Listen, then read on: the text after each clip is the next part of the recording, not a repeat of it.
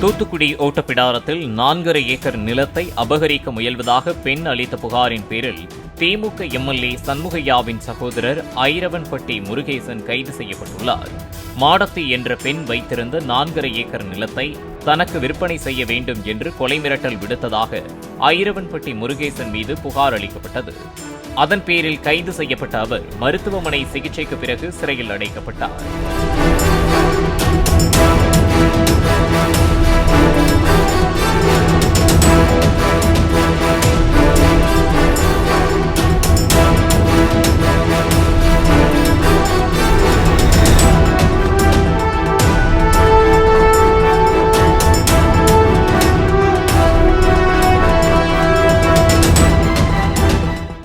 Play store மற்றும் app ஸ்டோரில் இருந்து பாலிமர் செயலியை QR கோடு மூலம் பதிவிறக்கம் செய்யுங்கள்.